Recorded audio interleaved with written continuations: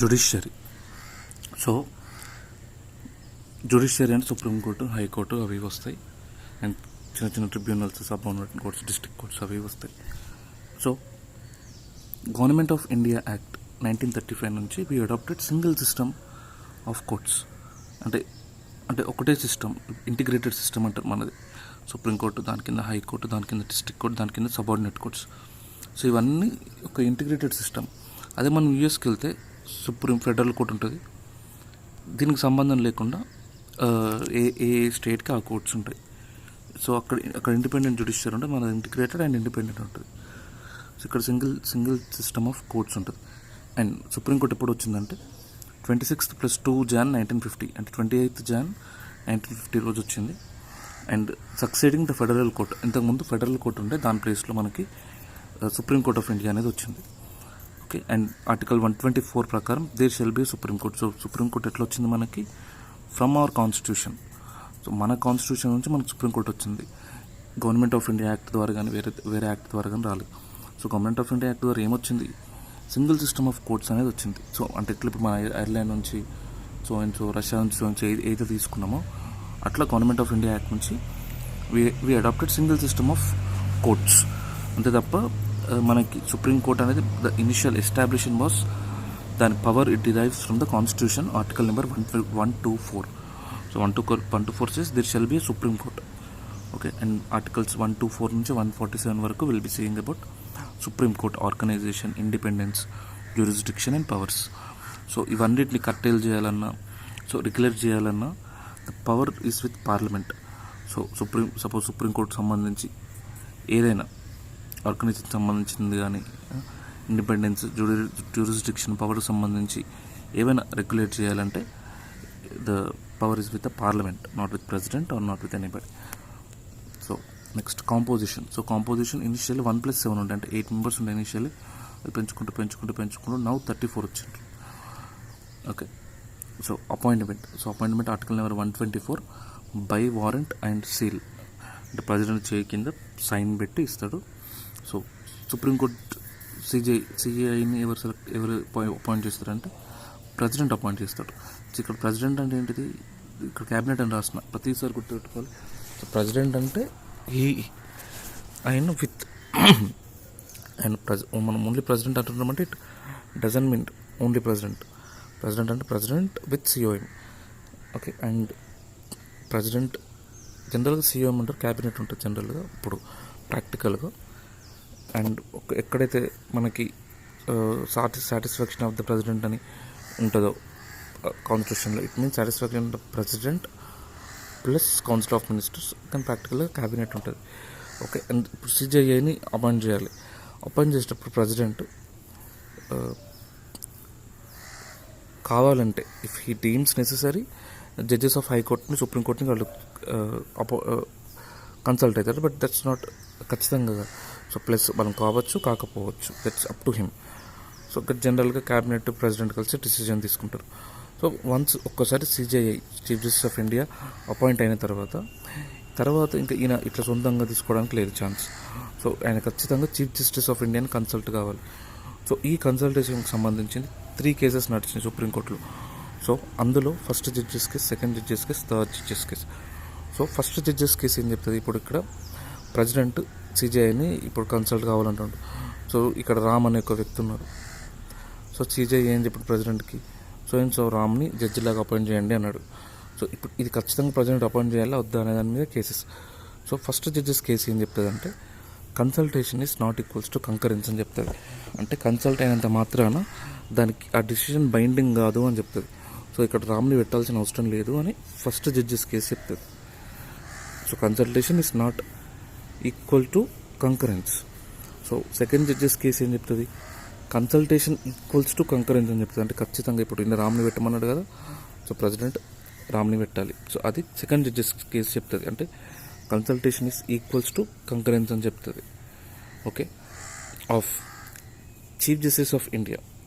So ఈ chief justice of ఇండియాతో పాటు ఈయన ఇద్దరిని కలవాలి. 2 of his senior most colleagues judges. So వాళ్ళని కలిసి వాళ్ళ డిసిజన్ తీసుకోవాలి.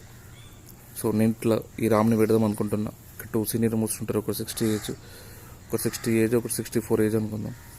సో పోయి అన్న ఇట్లా నేను నామినేట్ పెడదాం అనుకుంటున్నా, మరి ఓకేనా అంటే లేదు వాళ్ళు సూపర్ మీరు మంచోడు పెట్టండి అంటే పెడతారు. సో వీళ్ళు ముగ్గురు కలిసి డిసైడ్ చేసిందే రామ్. సో అది సెకండ్ జడ్జెస్ కేసు.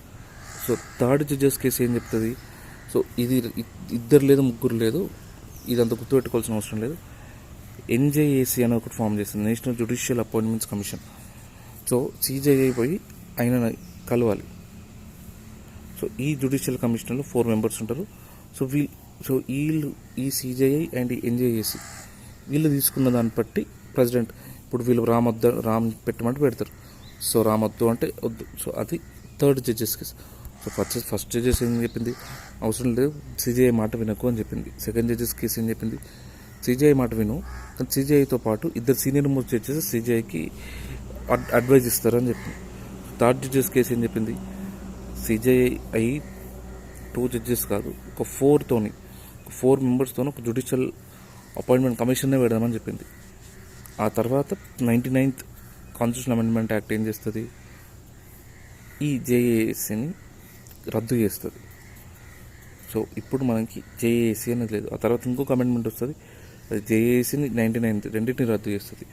సో ప్రస్తుతానికి 99th అమెండ్మెంట్ యాక్ట్ లేదు, అండ్ జేఏసీ అండ్ ఎన్జేఏసీ కూడా లేదు. సో ఇప్పుడు మనం ఏ పొజిషన్కి వచ్చినాం, ఈ పొజిషన్కి వచ్చినాం. సో ఇప్పుడు ప్రస్తుత పరిస్థితి ఏంటి, ఒకవేళ జడ్జెస్ని అపాయింట్ చేయాలంటే ప్రెసిడెంట్ సిజేఐని కన్సల్ట్ అవుతాడు. అండ్ ఆ కన్సల్టేషన్ అంటే ఏంటిది, కంకరెన్స్ అని, అంటే సిజేఐ చెప్పింది చేయాలి. సో సిజేఐ ఒక్కడే డిసిషన్ తీసుకుంటాడు కాదు, ఆయన టూ కొలీగ్స్ని కన్సల్ట్ అవుతాడు. So this is all about the appointment. So generally మనకి ఒక కన్వెన్షన్ ఉంటుంది. ఏం కన్వెన్షన్ అంటే సీనియర్ మోస్ట్ జడ్జెస్ ఎవరు ఉంటారు, సో సిజేఐలో సీనియర్ మోస్ట్ జడ్జిని మనకి చీఫ్ జస్టిస్ ఆఫ్ ఇండియాకి పెడతారు. సో 1950 నుంచి 70 దాకా ఇదే కన్వెన్షన్ ఫాలో అయ్యారు, ఎక్సెప్ట్ 2 కేసెస్. సో 2 కేసెస్లో తప్పింది. ఇప్పుడు 1973లో ఒకసారి అండ్ 1977లో ఒకసారి. 1973లో it was violated and AN Ray was appointed as CJI, and though he was not the senior most judge in the Supreme Court. And in 1977, M.U. Beg was appointed as Chief Justice of India, though he was not the senior most judge. So senior most judge చేయాలి అని ఉందా ఎక్కడైనా constitution అంటే లేదు, but అదొక convention లాగా follow అవుతున్నారు. And next second judges case ఏం చెప్తుందంటే, సో ఎవరైతే సీనియర్ మోస్ట్ జడ్జి ఉంటాడో సో ఆయనని మనం చీఫ్ జస్టిస్ ఆఫ్ ఇండియా లాగా పెట్టండి అని చెప్తుంది. సో అప్పటి నుంచి మనం అదే ఫాలో అవుతున్నాం. సో ఇదొక మనకి యాక్ట్ ద్వారా వచ్చిన చట్టపరమైన కన్వెన్షన్ లా తప్ప ఇది ఇట్స్ నాట్ కాన్స్టిట్యూషనల్, అంటే కాన్స్టిట్యూషన్లో లేదు అది. Okay, next qualifications. So qualifications Indian అయ్యి ఉండాలి, అండ్ హైకోర్టులో 5 years పనిచేసి ఉండాలి. సో ఒక హైకోర్టులో కానీ హైకోర్ట్స్ సక్సెషన్ 2 హైకోర్ట్స్లో వరుసగా ఒక 5 ఏళ్ళు పనిచేసి ఉండాలి. ఓకే, జడ్జిలాగా. సో హైకోర్టు జడ్జిలాగా 5 years వర్క్ చేసి ఉండాలి. సో ఈ హైకోర్టులో 5 years పనిచేయచ్చు, ఆర్ హైకోర్టు 1 హైకోర్టు 2లో కలిపి 5 years పనిచేయచ్చు సక్సెషన్లో. ఓకే, అండ్ హైకోర్టు అడ్వకేట్ లాగా 10 years పనిచేయాలి.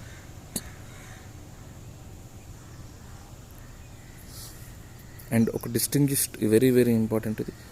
సో ఇట్లాంటిది ఇంకా ఏ జడ్జికి లేదు, ఓన్లీ ఒక సుప్రీంకోర్టు జడ్జికి మాత్రమే ఈ సపరేట్ క్లాజ్ అనేది ఉంది. సో అది ఏం చెప్తుంది, he should be an distinguished jurist in president's opinion. So president ప్రకారం ఒక ఉత్తమ జ్యూరిస్ట్ అయి ఉండాలి, ఉత్తమ జ్యుడిషియల్ నాలెడ్జ్ కలిగిన వ్యక్తి అయి ఉండాలి. సో ఏజ్ లిమిట్ ఎంతో అపాయింట్ కావచ్చు అంటే 1 year old కూడా అపాయింట్ కావచ్చు. సో కానీ ఇక్కడ ఎక్స్పీరియన్స్ కావాలి కదా. సో మినిమం 5 years అనుకుందాం మనం. అక్కడ ఇయ్యలేదు మరి date, that's nothing like age 20 years 30 years అట్లా ఏం లేదు. అండ్ ప్రెసిడెంట్కి ఓత్ ఇస్తారు వీళ్ళు, అండ్ పార్లమెంట్ వీళ్ళకి శాలరీస్ అవి డిసైడ్ చేస్తుంది. Okay, next tenure and removal. Tenure అనేది సపరేట్గా ఏమి ఉండదు. సో ఎన్ని ఇయర్స్ అని ఉండొచ్చు, కానీ 65 years లోపు మాత్రం రిటైర్ కావాలి. అండ్ ప్రెసిడెంట్కి రిజైన్ చేయాలి ఈయన. అండ్ ఈ రిమూవల్ గ్రౌండ్స్ ఏముంటాయంటే very very important, misbehaviour or incapacity. ఈ 2 grounds మీద ఆయన రిమూవ్ చేయవచ్చు. సో మిస్బిహేవియర్ చేసిన ఇన్కెపాసిటీ ఉన్న రిమూవ్ చేస్తారు.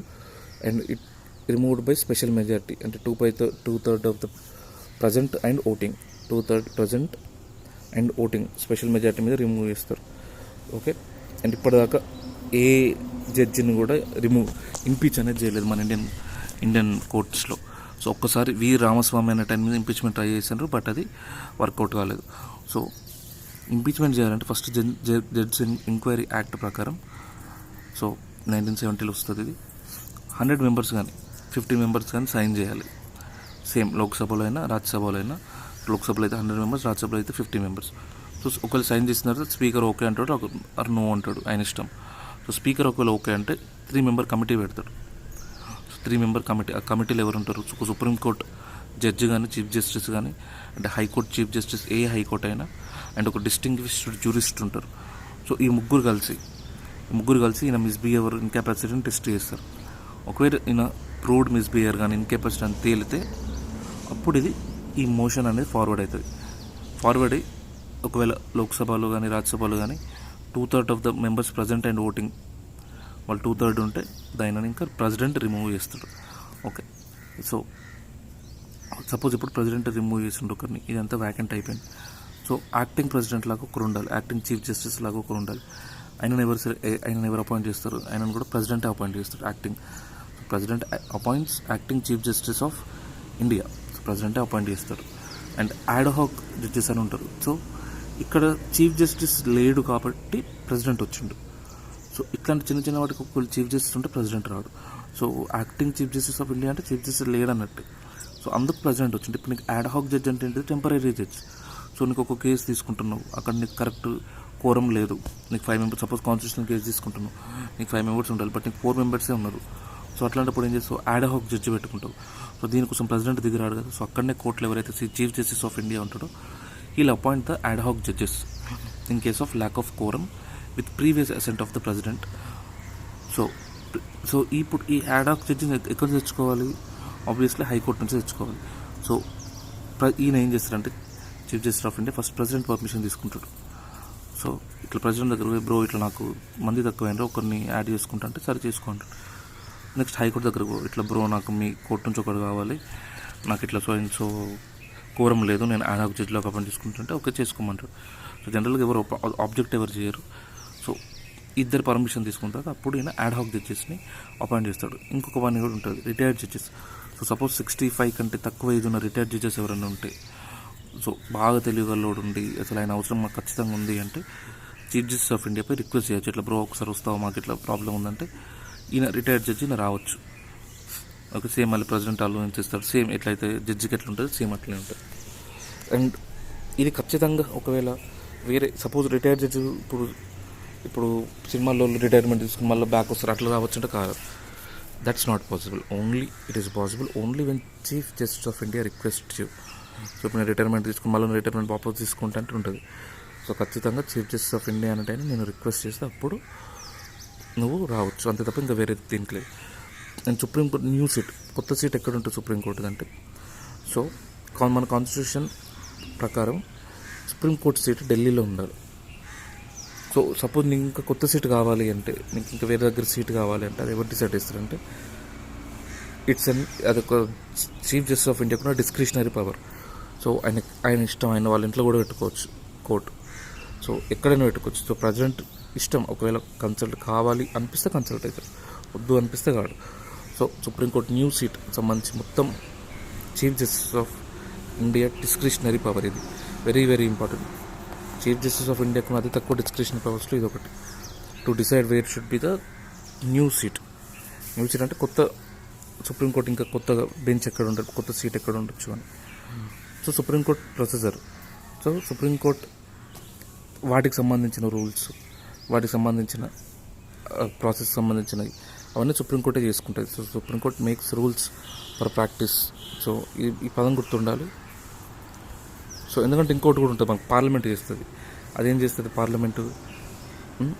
సో ఇక్కడ ఉంటుంది, ఎక్కడ పార్లమెంట్ ఎక్కడ ఉన్నది?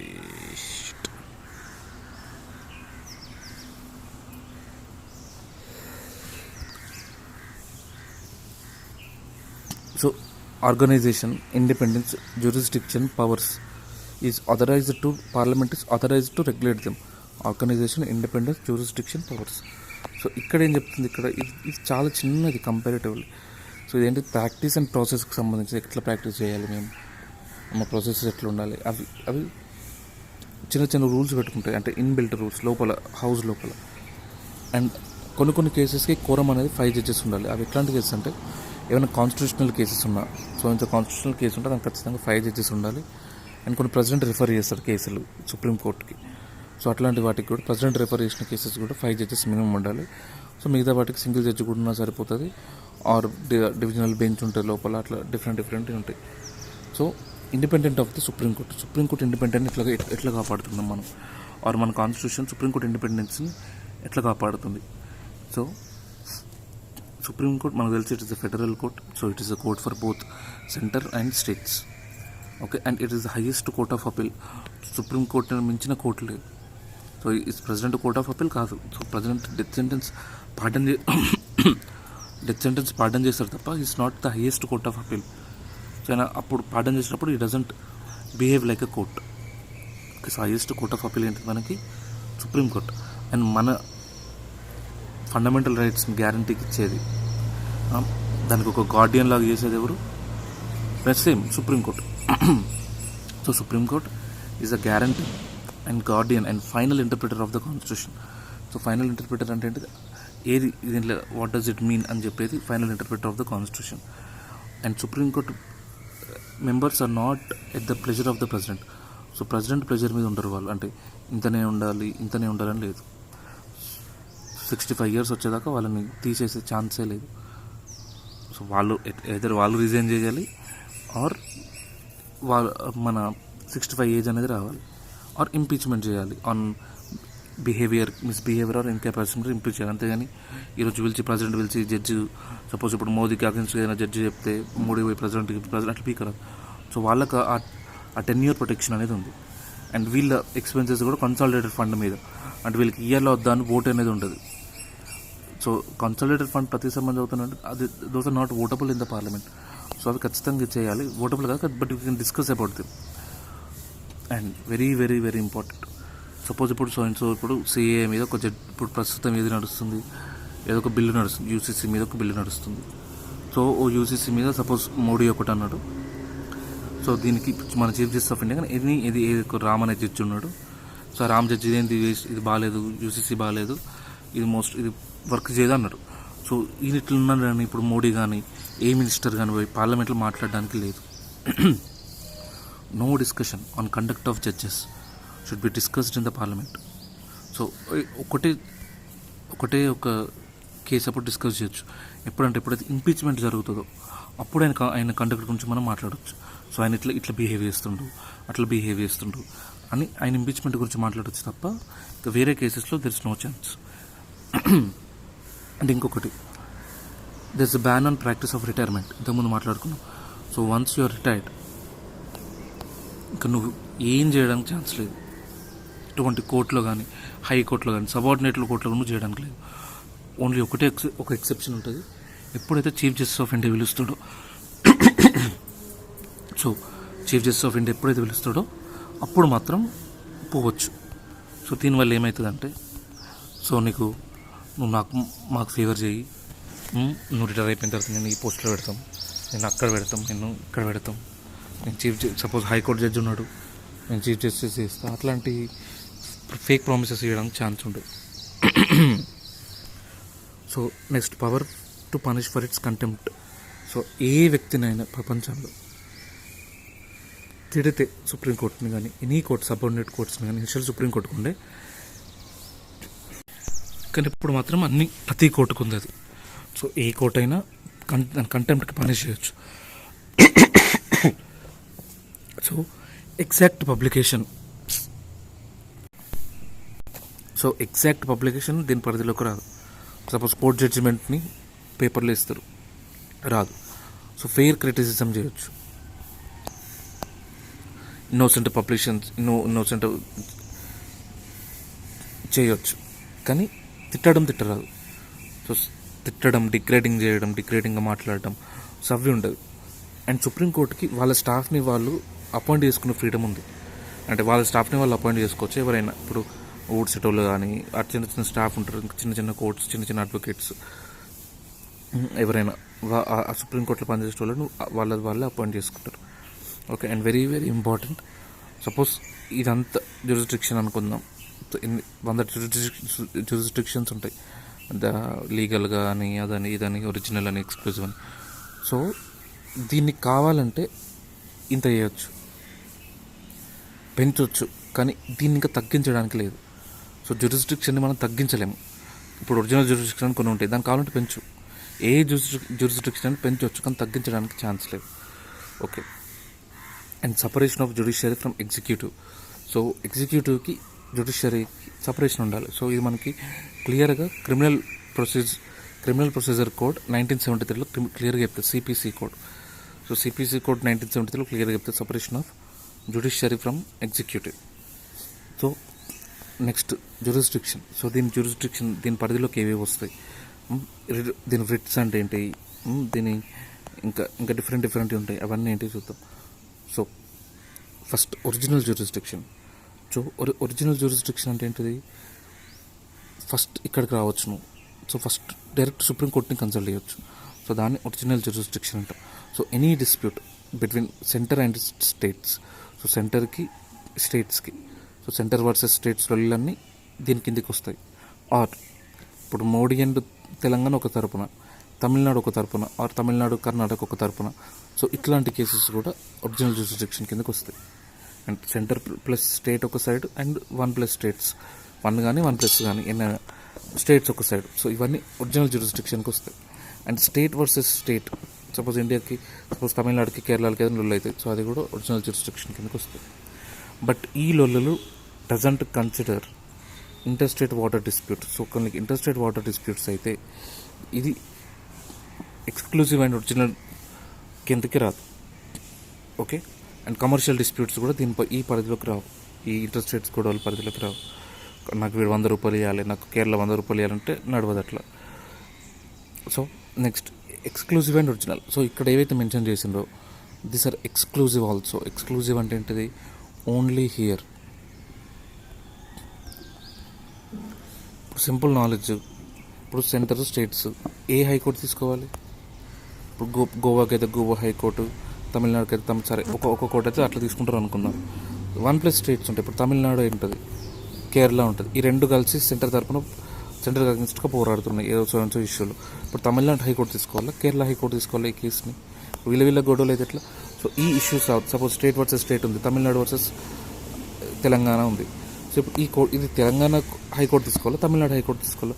సో అట్లా ఇష్యూస్ రావద్దనే ఎక్స్క్లూజివ్ పవర్, అంటే ఓన్లీ ఇది డీలింగ్ ఓన్లీ సుప్రీంకోర్టు అనేది దీనికి జ్యూరిస్డిక్షన్ ఇచ్చిండ్రు. అట్లనే ఇంటర్స్టేట్ వాటర్ డిస్ప్యూట్స్ కానీ కమర్షియల్ డిస్ప్యూట్స్ కానీ సుప్రీంకోర్టు ఈ ఎక్స్క్లూజివ్ రైట్ కాదు. సో ఎందుకు కాదో విల్సి. So next writ jurisdiction. So writ jurisdiction ఏంటి, ఎప్పుడైతే నా ఫండమెంటల్ రైట్స్ భంగం కలిగినాయి అనిపించింది అనుకో, సో నేను హైకోర్టుకి పోవచ్చు ఫస్ట్, ఆర్ నేను ఫస్ట్ అంటే ఒరిజినల్గా డైరెక్ట్ సుప్రీంకోర్టు కూడా పోవచ్చు. అంటే నాకు ఇక్కడ మంచిర్యాలలో అయితే నాకు ఫండమెంటల్ రైట్స్ భంగం కలిగించినాయి అనిపిస్తే నేను డైరెక్ట్ సుప్రీంకోర్టుని కూడా మూవ్ చేయొచ్చు. ఇది కూడా ఒరిజినల్ జ్యూరిస్డిక్షన్, ఇది సుప్రీంకోర్టు ఉన్న ఒరిజినల్ జ్యూరిస్డిక్షన్ ఇది.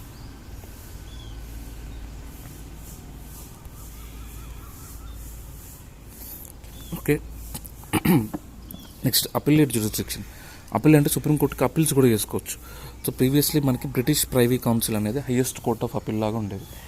సో ఆ తర్వాత మనకి సుప్రీంకోర్టు దాన్ని తీసేసింది, రిప్లేస్ చేసింది. సో కాన్స్టిట్యూషనల్ మ్యాటర్స్లో పోవచ్చు. అండ్ ఇంకొకటి ఇక్కడ ఏంటిదంటే డిస్ప్యూట్. ఎట్లాంటి డిస్ప్యూట్ ఉండాలి, ఒక క్వశ్చన్ వాళ్ళకి అర్థం కాకుండా ఉండాలి, ఒక లా వాళ్ళకి, ఒక యాక్ట్ వాళ్ళకి అర్థం కాకుండా కొంచెం ఒక డిస్ప్యూట్ అరేజ్ కావాలి. So dispute must involve question of law or fact. So ఒక క్వశ్చన్ ఉండాలి, ఒక లాకి సంబంధించిన కానీ ఫ్యాక్ట్ సంబంధించిన, అంటే ప్రతి గొడవని తీసుకోలేదు ఇది సుప్రీంకోర్టు, ప్రతి గొడవని తీసుకోదు. ఏదైతే రిలివెంట్ అనిపిస్తుందో, if it involves a question of law or fact then తీసుకుంటుంది. ఓకే. నెక్స్ట్ అపిలేట్ జ్యూరిస్డిక్షన్లో కాన్స్టిట్యూషనల్ మ్యాటర్స్ ఉంటాయి. సో కాన్స్టిట్యూషనల్ మ్యాటర్స్ కూడా డైరెక్ట్ తీసుకోదు, హైకోర్టు ఇస్తేనే తీసుకుంటుంది. అంటే హైకోర్టు ఒక సర్టిఫికేట్ ఇవ్వాలి. హైకోర్టు ఎటువంటి సర్టిఫికేట్ ఇస్తుంది. సో ఇక్కడ మాకు కొంచెం ఇబ్బంది అవుతుంది, మాకు ఇలా అర్థమవుతలేదు, ఇక్కడ ఒక క్వశ్చన్ ఉంది, మాకు ఇది అర్థమవుతలేదు అంటే అప్పుడు కాన్స్టిట్యూషనల్ మ్యాటర్ తీసుకుంటుంది. అండ్ సివిల్ మ్యాటర్స్ కూడా తీసుకుంటుంది. సివిల్ మ్యాటర్స్ కూడా సర్టిఫికేట్ ఇస్తుంది. అండ్ ఇంతే డబ్బులు కేసు ఉండాలి, ₹1,00,000 కేసు ఉండాలి, అట్లా ఏమి ఉండదు. సో మీరు లిమిట్స్ ఏమి ఉండవు, మానిటరీ లిమిట్స్. సో ఎంతైనా చేయొచ్చు. Next criminal matters. So criminal matters కూడా హైకోర్టు సర్టిఫికేట్ ఇస్తే చేస్తుంది, అప్పీల్ చేసుకుంటే ఇది డీల్ చేస్తుంది. సో సపోజ్ నిర్దోషి నుంచి దోషిలాగా హైకోర్టు సపోజ్ అయినా నిర్దోషిని కింద కోర్టు చెప్తే హైకోర్టు దోషి అని చెప్పింది. సో దాని మీద మనం సుప్రీంకోర్టుకు పోవచ్చు, కానీ హైకోర్టుకు సర్టిఫికేట్ ఇవ్వాలి. ఓకే. ఇంకొకటి, సపోజ్ హైకోర్టు ఒక దోషి ఉన్నాడు, దొంగ ఉన్నాడు, ఆయన నిర్దోషి అని చెప్తుంది, ఇట్స్ నాట్ దొంగ అని చెప్తుంది. సో అప్పుడు అట్లాంటి కేసెస్లో అప్పీల్ ఉండదు. సో ఇంకెవరు అప్పీల్ చేస్తారు అక్కడ? అసలు ఈ పాయింట్ అవసరం. ఇప్పుడు ఈయన నిర్దోషం తేలింది, ఇంకెవరు అప్పీల్ చేస్తాడు? Next by special leave, very very important. అసలు ఇట్లాంటిది ఎక్కడ లేదు, వేరే కంట్రీస్లో ఎక్కడ ఉండదు ఇది. సో బై స్పెషల్ లీవ్ అంటే any case, supreme court can take any case, ఒక మిలిటరీ కేసు తప్ప ఏ కేసు అయినా తీసుకోవచ్చు. అండ్ అది దాని డిస్క్రిప్షన్. సపోజ్ ఇది సరదాగా లేచి కాఫీకి పోయింది, ఒక కేసు తీసుకుందాం అనిపించింది సుప్రీంకోర్టు, తీసుకోవచ్చు అట్లా. సో అవి కానీ మిలిటరీకి సంబంధించినవి ఉండొద్దు, మిలిటరీ జడ్జిమెంట్స్ అట్లాంటివి ఉండొద్దు. ఓకే.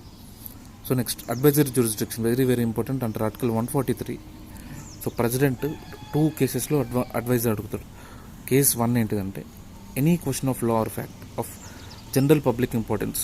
సో ఏదైనా ప్రెసిడెంట్, సపోజ్ ప్రెసిడెంట్ ఒకటి ఇద్దాం అనుకున్నాడు, ఏదో ఒకటి అసెంట్ చేద్దాం అనుకుంటున్నాడు, కానీ ఒక లా ఉందో ఒక ఫ్యాక్ట్ ఉందో అది ఆయనకు అర్థమవుతుంది. సో అట్లాంప్పుడు ఏం చేయొచ్చు?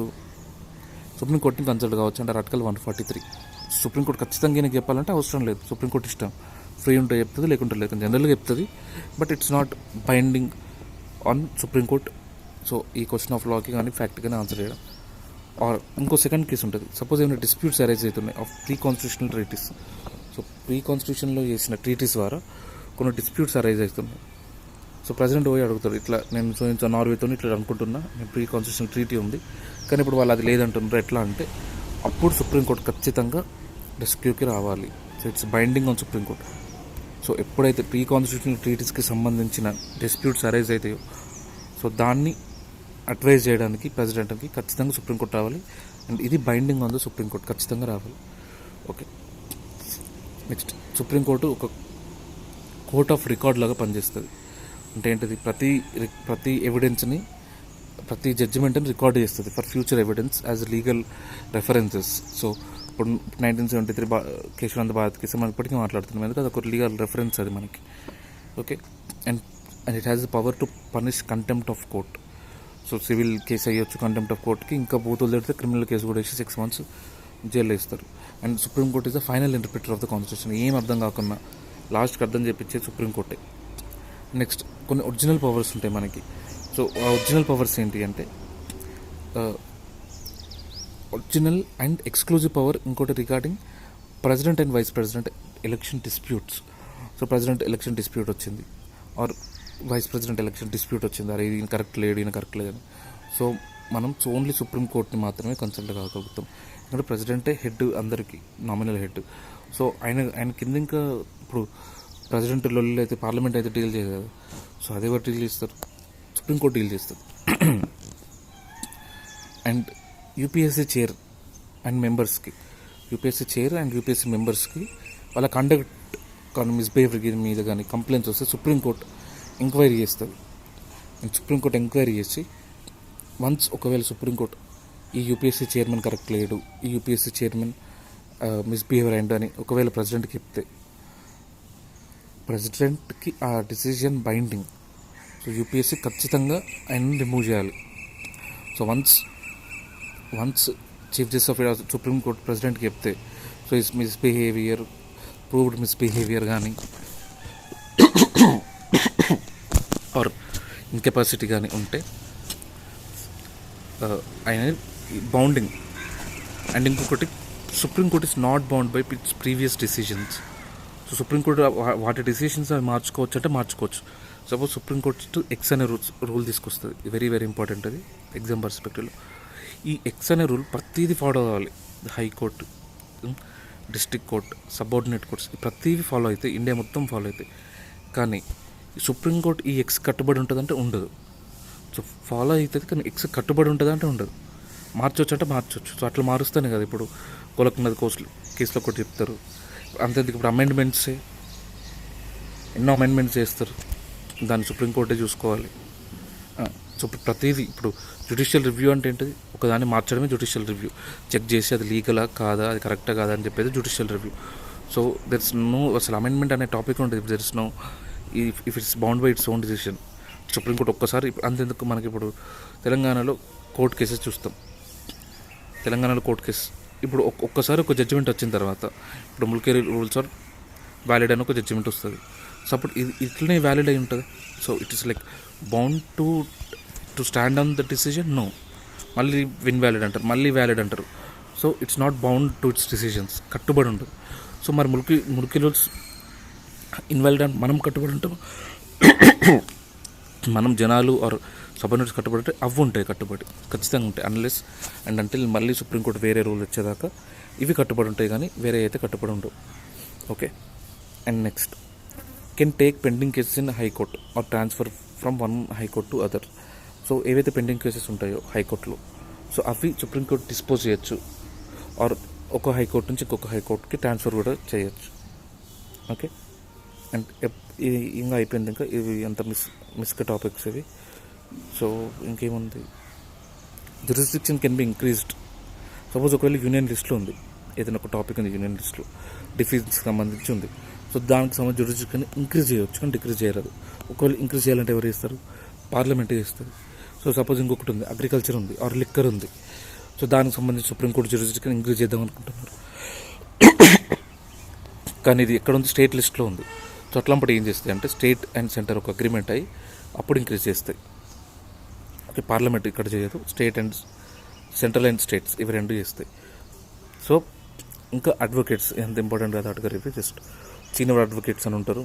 సీనియర్ అడ్వకేట్ ఒక తోకుతో వస్తారు, అంటే జూనియర్ అడ్వకేట్తో కానీ అడ్వకేట్ ఆన్ రికార్డ్తో కానీ వస్తారు. సో అడ్వకేట్ ఆన్ రికార్డ్ అంటే ఎవరంటే, సో ఎవరైతే కేసు ఫైల్ చేస్తారో సుప్రీంకోర్టులో ఆర్ ఏదైనా ఫైల్ చేస్తారు పిటిషన్, సో అవి ఓన్లీ వీళ్ళే చేస్తారు. అడ్వకేట్ ఆన్ రికార్డ్ ఉన్నోళ్ళే చేస్తారు. మిగతా మా నార్మల్ అడ్వకేట్స్, జూనియర్ అడ్వకేట్స్ చేయడానికి లేదు. సో వాళ్ళు వాదించవచ్చు, ఇంకా అదర్ అడ్వకేట్స్ వాదిస్తారు, కేసు వాదించవచ్చు తప్ప ఫైల్ మాత్రం చేయరాదు. ఫైల్ వేరే అడ్వకేట్ ఆన్ రికార్డ్ చేస్తే వీళ్ళు వాదించవచ్చు పోయి. Okay. With respect to USA మన జ్యుడిషియల్ రివ్యూ చాలా తక్కువ ఉంటుంది. అండ్ యూఎస్ఏలో అడ్వైజరీ అని ఉండదు, ప్రతిదీ వాళ్ళు it's open to judicial review. ఎందుకంటే వీ ఫాలో, ఇది very very important, most confusing ఇది, we follow procedure established by law and USA follows due process of law. అంటే ఏంటిది? సో సపోజ్ వీళ్ళు ప్రొసీజర్ ఎస్టాబ్లిష్డ్ బై లా అంటే చట్టాన్ని follow అవుతారు. So due process of law అంటే ధర్మం. సో ఇప్పుడు ఇక్కడ we can take example as ఆమె పేరు ఏం పేరు, మహారాణి ఏం పేరు, అదే శివగామి. ఇక్కడ we can take example of Baahubali. So India and British ఏవి ఫాలో అవుతుంది? శివగామి ప్రిన్సిపల్ ఫాలో అవుతుంది. సో శివగామి ఏమంటే అనుష్కని, సో నువ్వు మమ్మల్ని ధిక్కరించినవు, మహోన్నత చరిత్ర గల మహిష్మతి దాన్ని నువ్వు ధిక్కరించినవు, సో నువ్వు పనిషబుల్ అని చెప్తుంది. అంటే సో ఇండియా కూడా సేమ్ అట్లనే చెప్తుంది. సో ఇండియా ఏంటిది? చట్టం అంటే ఏంటిది? నువ్వు సపోజ్ సో ప్రాసెస్ ఉంటుంది లాకి. సో ఇట్లుంటుంది, ఈ ఎక్స్ అనే లా వైలేట్ చేస్తే మనకి ఏం పేరు చెప్తారు మరి, పేర్లు గుర్తులేదు, అనుష్క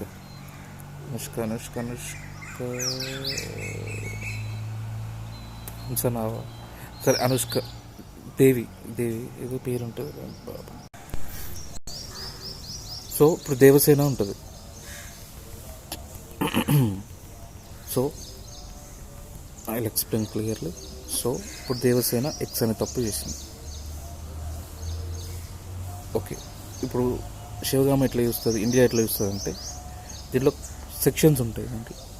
సో ఐపీసీ 301 లేకపోతే ఇంకొక జెడ్ ఇంకొక ఆల్4 ఇవి చూస్తుంది. సో ప్రాసెస్ ఎస్టాబ్లిష్డ్ లా అంటే నువ్వు ఈ తప్పు చేసినావు, సో నీకు కరెక్ట్గా ఈ శిక్షలు నీకు వేస్తున్నారా, నీకు కరెక్ట్ ఈ ప్రాసెస్. సో ఇది మన ప్రాసెస్ ఎస్టాబ్లిష్డ్ బై లా ఇది ఫాలో అవుతున్నారా లేదా అది చూస్తుంది మన మన మన ఇన్స్టిట్యూషన్. సో ఏంటిది, ఇప్పుడు నీకు ఇది చేసినావు, ఓకే, నీకు ఇది ఇచ్చిండ్రా, లైట్ ఇచ్చిండ్రు, ఇది ఇచ్చిండ్రా, నీకు ఇది ఇచ్చిండ్రు. సో దీంట్లో నీకు లేదు ఒకటి గామ లేదు, నీకు ఈ గామ ఇచ్చింది అనుకో, ఈ గామ ఎందుకు ఇచ్చినావు, నువ్వు ఇవ్వాల్సింది ఓన్లీ ఇవే కదా, ఆ గామ ఎందుకు ఇచ్చింది, గామని తీసేస్తుంది. So process established by law follow అవుతుంది. అది చట్టం, అది ఎంత క్రూయల్ అని ఉండని, ఎంత గ్రూసమ్ అని ఉండని మనం ఇదే ఫాలో అవుతాం. కానీ యూఎస్ఏలో అట్లా కాదు. సో యూఎస్ఏ ఏ మెథడ్ ఫాలో అవుతుంది, బాహుబలి మెథడ్ ఫాలో అవుతుంది. అంటే ధర్మం అంటే ఏంటి, సపోజ్ నువ్వు పిక్ పాకెట్ చేసినావు, ఓకే, పిక్ పాకెట్ చేసినప్పుడు నీకు ఇక్కడ ఒకటి అంటారు ఏమని, YZA ఈ మూడు ప్రాసెస్ ఉంటాయి. సో యూఎస్ఏలో ఏం చేస్తారంటే ఈ ప్రాసెస్ కరెక్టేనా, సపోజ్ ఇక్కడ ఈ Y అనేది, సపోజ్ ఇక్కడ మనకి ఇంటి IPCC చేతులు నరికేయడం అనుకుందాం, నరికేస్తారు సింపుల్గా. ఇది Z కాలు నరికేయడం అనుకుందాం, నరికేస్తుంది. ఎందుకు, ప్రాసెస్ ఎస్టాబ్లిష్డ్ బై లా అట్లే ఉంది, మన ప్రాసెస్ అట్లే ఉంది కాబట్టి నరికేస్తుంది. సో ఆల్ఫా ఉంది, తల నరికేస్తుంది. కానీ యూఎస్ అట్లా కాదు. ఇప్పుడు ఇక్కడ చేతులు నరకాలంటే ఇక్కడ వాళ్ళు వాదిస్తారు.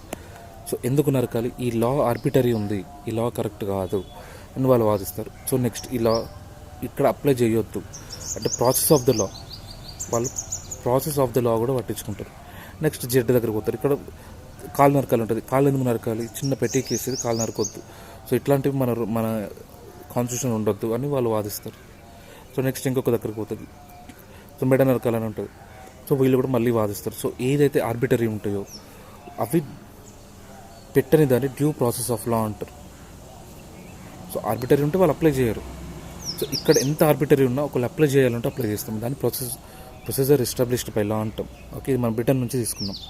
So that's about supreme court. Okay.